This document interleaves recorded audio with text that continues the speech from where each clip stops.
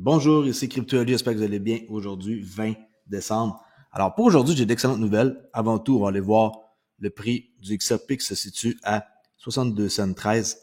Solana vient de dépasser pour prendre la cinquième position à 33,4 milliards de dollars comme capitalisation boursière.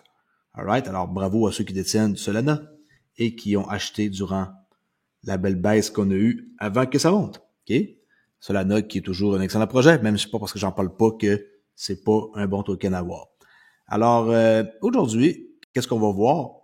Là, présentement, on est un petit peu en hausse, 62 centimes, et j'ai mis des niveaux intéressants que je vous parlerai dans une prochaine vidéo qui va vous montrer que quand on sait comment trader, on peut tirer avantage et très précis. Regardez ici la mèche, très précis, là. Ça, c'est des choses qui s'apprennent. Si vous voulez en savoir plus sur tout ce qui est lié au trading, venez sur mon forum crypto Trader Oli, okay, que j'essaie de trouver, que j'ai perdu. Ah, ici, mon ordinateur, il me fait des drôles de trucs. Des fois, les icônes ici, ça disparaît en bas, là. Et où je dois redémarrer, peut-être qu'il y a trop d'infos, là. Alors bon, Trader Oli, s'il y en a qui veulent en savoir plus sur le trading. Qu'est-ce qu'on va voir aujourd'hui? C'est vrai, le sondage d'hier, hein, juste pour vous dire, si vous croyez qu'un événement Black Swan pourrait arriver dans la crypto, ben, il y a quand même 61% du monde qui ont dit oui, 392 votes.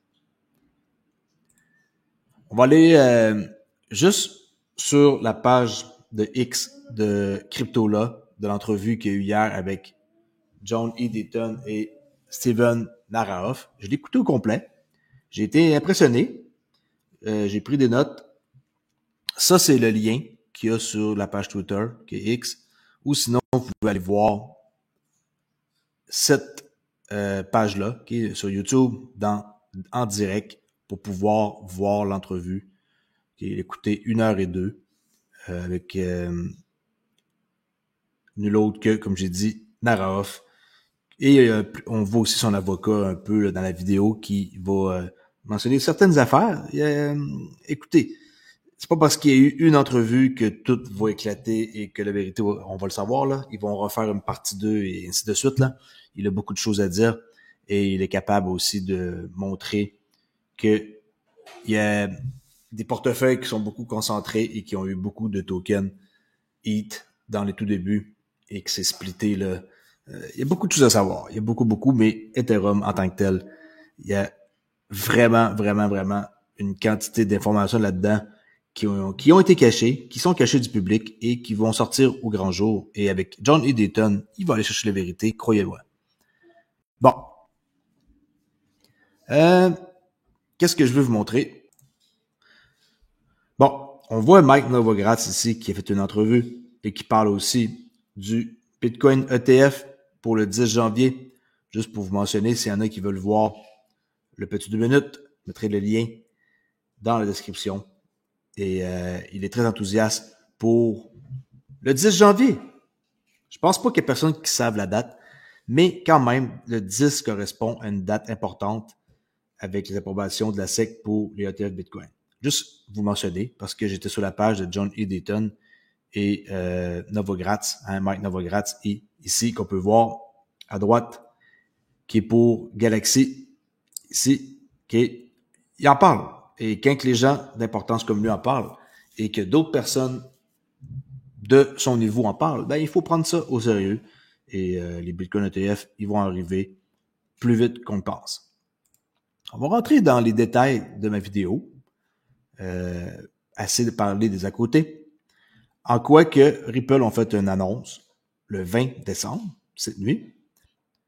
En quoi que nous sommes honorés d'avoir ajouté la Central Bank of Ireland dans la liste des fournisseurs de services d'actifs virtuels enregistrés. Yes. Nous permettant de fournir des services d'actifs numériques en Irlande. Alors, l'Irlande, un de plus qui est ajouté. Et qu'est-ce que ça veut dire? On peut aller voir.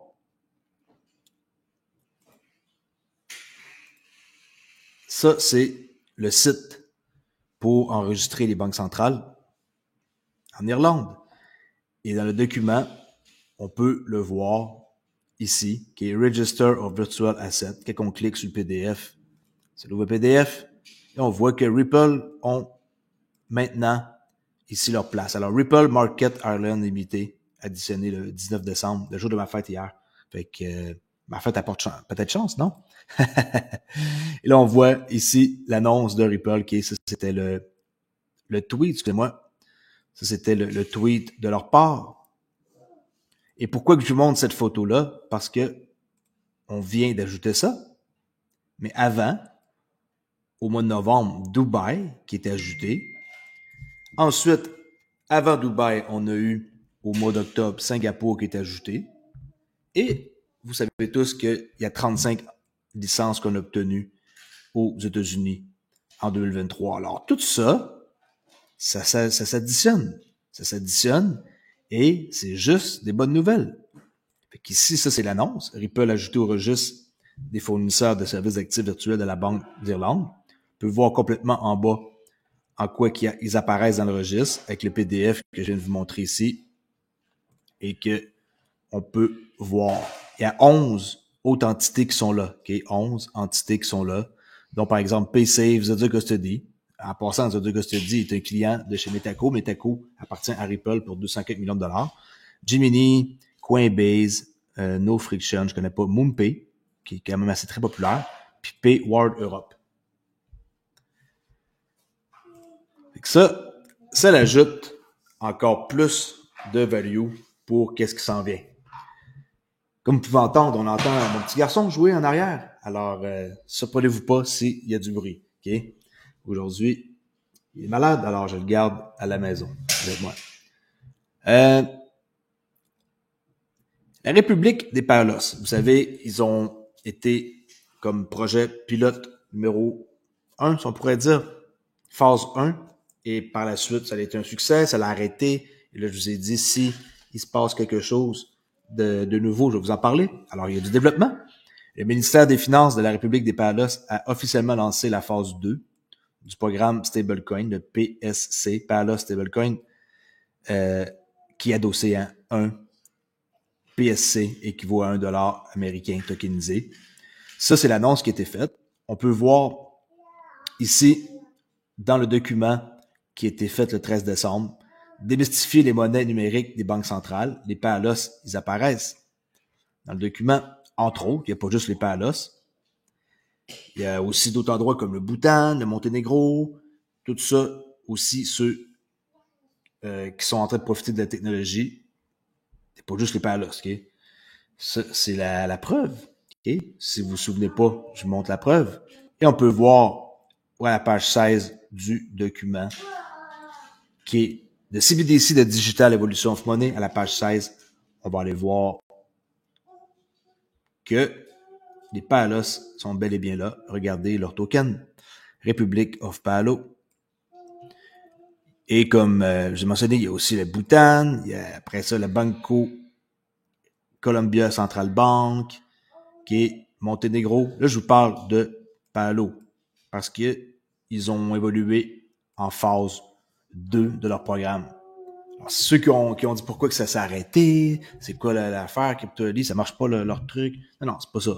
Ça fonctionne, mais ils ont fait une pause pour lancer la phase 2 par la suite. OK.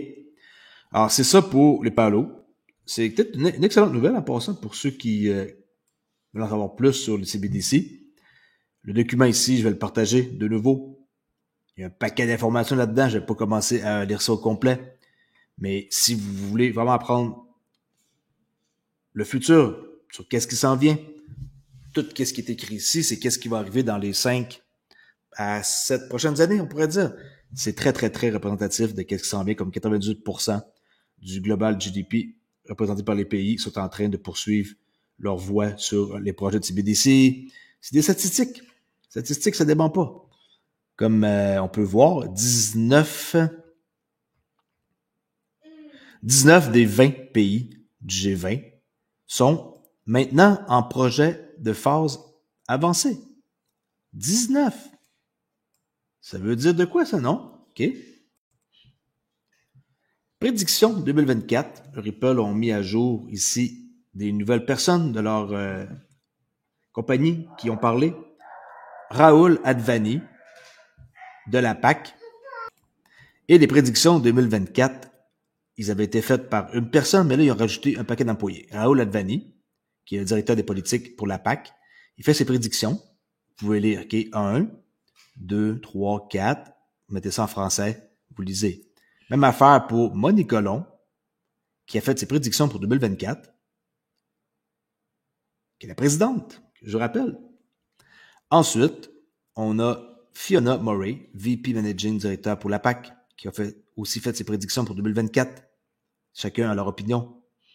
Le 18 décembre, on a eu Andrew Whitworth, qui est le directeur des politiques pour l'EMEA, qui est chacun son endroit. C'est intéressant de voir qu'est-ce qu'ils ont écrit. C'est à vous de les traduire et de chercher un peu.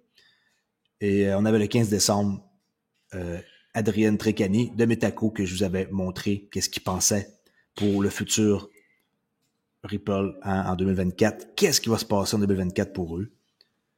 Aussi, je vous avais montré, moi, Stu Alderty, l'avocat. Okay? Le 15, je n'avais pas dit Adrienne Trécani, mais il a fait aussi un... Ou peut-être, je l'ai montré, je ne me souviens pas. Alors, peu importe, je sais que vous avez montré l'avocat ici, ses prédictions. On s'en va voir les autres plus haut. Si vous voulez voir qu'est-ce que les personnes clés de l'entreprise de Ripple, la compagnie, pensent de qu'est-ce qui va arriver en 2024. Important, non? Je vous rappelle que vous êtes ici et que vous avez rentré en même temps que la Wave 1 et que la Wave 2 est présentement en cours et qu'ils sont en train d'adopter et passer des règlements. Alors, vous êtes au tout début de l'aventure. Ceci n'est que le début. Un XRP qui coûte dans les 62 centimes et encore du vol, selon moi. Et vous ne devriez pas avoir peur d'en acheter si c'est ça que vous voulez et que vous avez confiance en cette compagnie-là, avec qu'est-ce qu'ils sont en train de faire, l'Internet de la valeur dans la 4e révolution industrielle. All right. Juste pour finir la vidéo, faire une vidéo courte, je vous rappelle que d'ici 2030, 300 trilliards de dollars vont voyager dans les cross-border paiements. Regardez bien. La technologie blockchain peut paraître compliquée. Je suis ici pour vous montrer que ce n'est pas le cas. Bonjour, je m'appelle Pegasus Panier et je suis responsable des produits de paiement chez Ripple. Ce que je trouve fascinant, c'est que des milliards de dollars de valeur traversent les frontières chaque année. D'ici 2030, il devrait atteindre 300 000 milliards. 300 000 milliards de dollars. 300 trilliards de dollars vont voyager dans les paiements transfrontaliers. Ça, on parle même pas de tout ce qui est de tokenisation de l'immobilier, que vous savez m'intéresse beaucoup. Je suis en train de peut-être penser à partir un projet là-dessus. Sur le XRP Ledger, un scoop. OK? Ça me prend par exemple des partenaires, là, pour pas faire ça tout seul. Et les dérivés, qui est 1,2 quadrillion de dollars. Tout le marché du Forex, les actions, les stocks. Ça finit pas, les crédits carbone. Il y a beaucoup de choses qui peuvent être tokenisées. Et juste en cross-border paiement, 300 trilliards de dollars. Je laisse là-dessus. Vous voyez que je suis occupé. Je vais aller checker qu'est-ce que mon petit gars fait. Il est en train de jouer avec son Iron Man et Spider-Man. Hein, Adam? Hein? Ouais. Et je reviens plus tard pour une autre vidéo. Ciao, la gang!